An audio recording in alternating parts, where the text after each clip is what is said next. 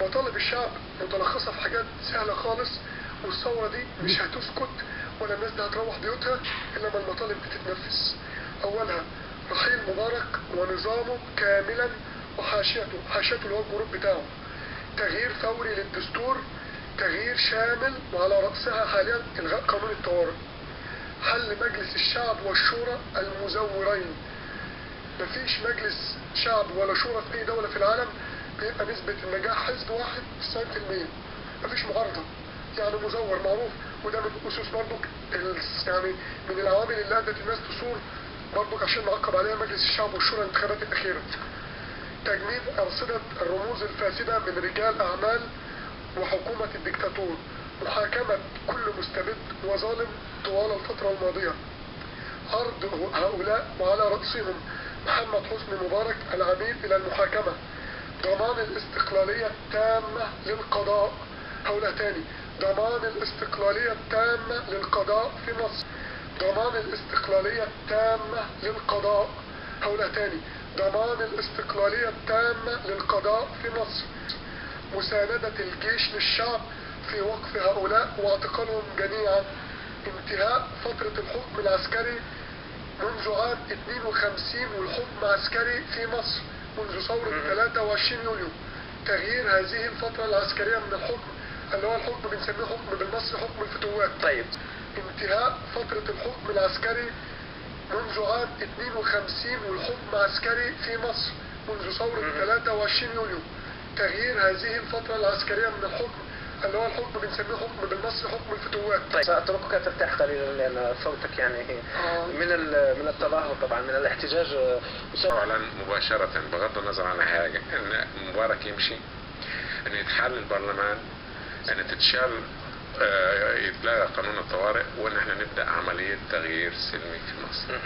يعني خلط الأوراق من جديد وبداية عملية ديمقراطية جديدة سلمية. أحمد باختصار. تكملة لكلام الأخ العزيز، إعادة بناء دستور جديد. الدستور يتبنى من جديد، مش إلغاء قانون الطوارئ بس. الدستور يتبنى من أول وجديد، في حريات، في حرية إعلام، في رقابة، منع الحصانة في مصر. أي رتبة بتبقى كبيرة أو عضو مجلس شعب أو رئيس الجمهورية أو محافظ أو سفير عليه حصانة بيعمل اللي هو عايزه، وكلنا عارفين تتلغى الحصانة مع الناس دي. في جهاز رقابي، أنا قلتها حرية القضاء. جهاز الرقابي ده يبقى مراقب للرأس من فوق. لو رسمناها هرم إداري لازم الرأس فوق اللي هي القادة يبقى عليها رقابة، عليها عقاب، لو غلطت تتعاقب. الحريات، مفيش ال 30 سنة اللي فاتوا دول من تعذيب وقمع يعني زي ما قلت الحاجز بتاع الخوف اتكسر عندنا كلنا الشباب. انا واحد من الناس اول مرة اتجه للسياسة وزي شباب كتير ما كانش عندنا انتماء سياسي.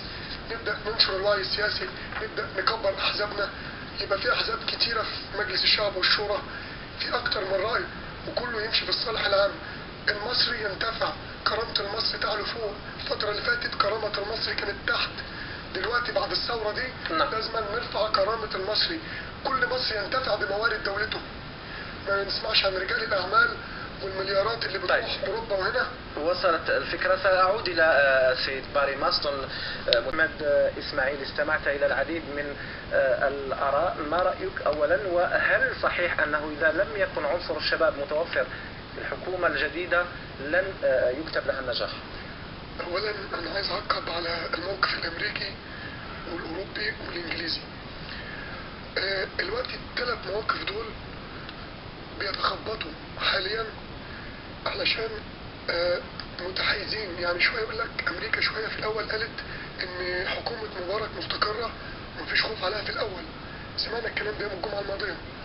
بعد كده انحازت شوية للشعب، هم عايزين فقط أستسمحك، جاءنا منذ قليل أن الرئيس المصري حسني مبارك سيلقي وسيتحدث بعد قليل، سيلقي بيانا، لسنا ندري ماذا سيكون في هذا البيان. تفضل وصل. قلت لحضرتك أمريكا عايزة تتخبط سياسيا، عايزة زي ما الأخت اتفضلت وقالت إن هي بتبص لمصالحها، وإحنا الثورة الشعبية المتمثلة في الشباب عارفين إن أمريكا عايزة تعمل انتقال زي كراسي لها برضك، زي الرموز اللي كانت متمثلة في حسني مبارك، عايزة تجيب ناس تبقى موالية لها لامريكا. واحنا بنقول للعالم الغربي لا، دي ثوره شباب واللي هيمسكها شباب. احنا ممكن نستعين بالناس القديمه، ولا زمن العواجيز زي ما قالوا الشباب، العواجيز يبقوا مستشارين لينا، مش